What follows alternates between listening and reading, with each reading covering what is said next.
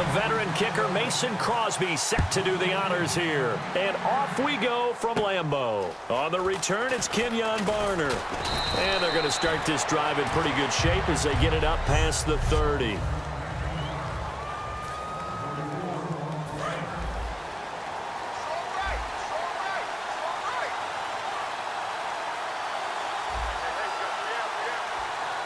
They come out here in the eye. A handoff left. It's Ryan Matthews. And able to get this one across the 45 before he's brought down. A really nice pickup of 14 yards, and it moves his sticks. Let's expand on Ryan Matthews for a second. He has a couple 1,000-yard years in his back pocket. This season, 661. Did have a career-high 8 touchdowns, but where does he fit in to the Eagles' offense going forward? That's going to be an interesting question that has to be answered by Philadelphia, by Doug Peterson, their head coach, because he was truly their lead running back until a fumble at Detroit. I think that changed things for him. A crucial one down the stretch. Philadelphia ended up losing the game. When he takes care of the football, he's a hard-hitting, aggressive inside runner who can set a tone for a team. But if he doesn't take care of the ball, that gives an opportunity for someone else to come in and become the lead runner for Philadelphia. And he'll take it into the end zone for an Eagles touchdown.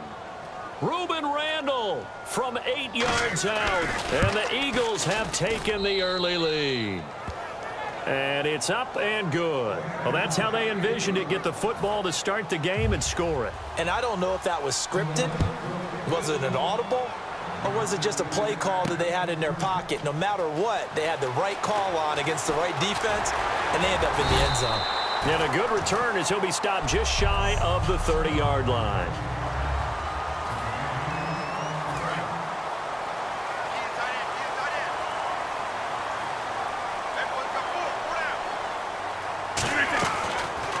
They'll run for the first time with Lacey. And he is going to lose yardage here. It's a loss of 8 there on the first down play. For me, that was an example of why offensive linemen might want rearview mirrors at times, because you have your assignments to block, but if you can see what's going on in the backfield and maybe the guy carrying the ball is headed in another direction, it might change what you do up front. He's got a man complete. An excellent pickup of 34 yards. Well, we know he's got the speed there. He needed the speed and the hands. A great catch. And because of that speed, you have to respect it as a defender. So you have to either play off or make sure you're somehow in contact with him, and he's able to do exactly what you said. Use the speed to his advantage and go up and get the football. That's a big-time play right there. Offense comes to the line now, 1st and 10. A nice job there, Charles. They picked up the blitz, were able to complete the pass. That had the total feel of a quarterback in control. Red blitz, got him into the right protection scheme, so he doesn't get hit back there. He's got a chance to step up with supreme confidence and deliver it downfield for a nice completion. A solid pickup of 13 sets him up 1st and goal. So many times you hear today's NFL described as a space game. Get your best players into space with the football in their hands. That's why sometimes you just swing it out to your runner, get him out in the flat, and let him have a chance to make people miss an open field. It's a loss of 2 there, bringing up 2nd down.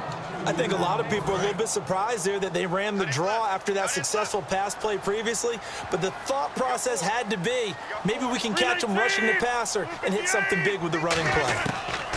Now Rodgers throwing on 2nd down. And he's got it. It's caught for a Packers touchdown. Jordy Nelson, an 11-yard touchdown. And the Packers are within an extra point of tying this thing up. As a former DB, you might not like to see that, but from a wide receiver's perspective, those are the plays they dream of. Correct on both counts, all right? Because once he took off, I mean, let's face it, that should have been done in Big Sky Country. Aren't any speed limits out there?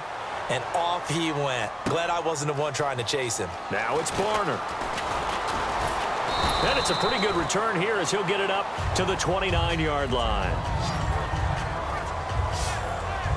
Philadelphia getting set to take the field. And they'll just simply be looking to build off the confidence of the last time out where they scored a touchdown. And confidence is powerful, isn't it? When you've scored once, you feel like you can go back out there and get it done again. Doesn't matter what the defense throws at them. They feel like they're in a groove right now, and they want to get out there and show it.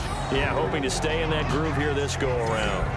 First play of the drive, let's give credit all around. Excellent blocking, but the guy carrying the ball, he was the finisher. A really nice run.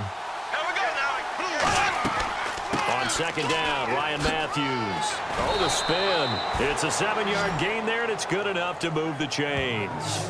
But we always talk about good down and distance, allowing offenses to expand their playbook. Well, 2nd and 2, that means your playbook's wide open. You can run just about anything. But a lot of times, the play caller, he just looks down at his sheet, sees the short yardage runs, and goes to one of those. Pushing forward for 3 up to the 48. Give the tackle there to Morgan Burnett. See if they stay on the ground for 2nd down.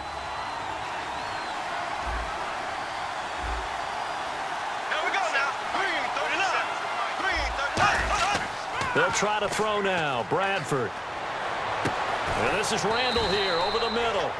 And he'll be taken down, but not before getting this inside the 30. In recent years, the slot receivers really gained stature in the NFL because they can do so many things. Yes, they can line up wide like your normal wide receiver, but to have that kind of courage and toughness to run routes in the middle of the field and become dependable targets for their quarterbacks and move the sticks, those guys are worth their weight in gold. He was trying to get it to Zach Ertz that time. And now it's 2nd down.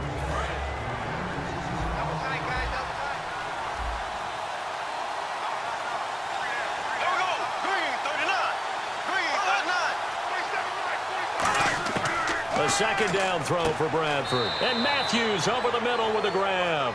Only 3 yards on the catch. It's 3rd down. And the offense needs 7 out of this play on 3rd down. Hey, the defense is in this game as well. They wanted to make it a tough 3rd down. They were able to do so on that last play, preventing a big gain. And he takes a shot on the release as this will be incomplete.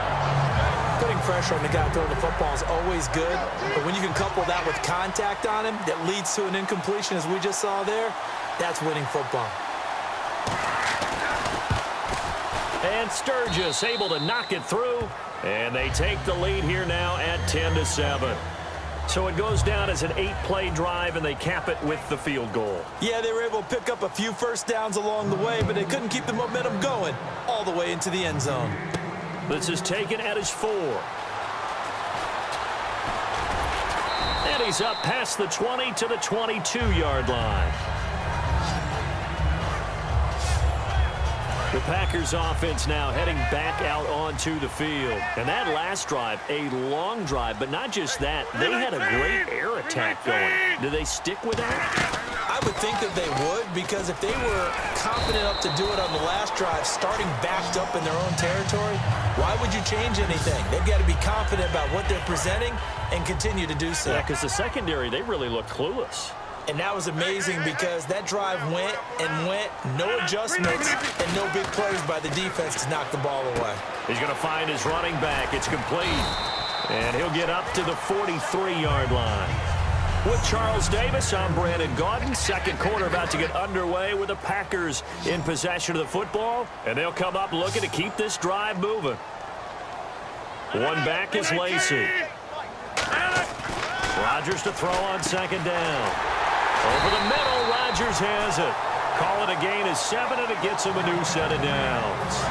And Richard Rodgers makes the grab, and let's face it, it's going to follow him the rest of his career. The Hail Mary he caught to beat the Lions in 2015 in Detroit, pretty memorable play. Those Lions fans, they just don't like you right now if they heard that. I didn't mean to bring it up to, pull the Band-Aid off the wound there. I was just trying to praise Richard Rodgers. Yeah, they're going to be mad at me. A couple of years ago, Cobb signed that 4-year, $40 million deal. Since then, the numbers have been down a little bit, although last year only played 13 games. Yeah, and I wouldn't be as concerned with the numbers dropping if I were a Packers fan, because remember, Devontae Adams has developed as a player, and his numbers have gone up. You got Jordy Nelson back to full health in 2016. He's going to catch a lot of passes, almost caught 100 in that season. Jared Cook at tight end. That's a new weapon Green Bay didn't have for a while.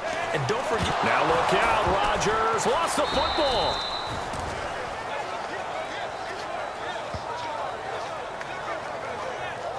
On plays like this, when the ball comes free, it's often unusual for the team that lost it to get it back.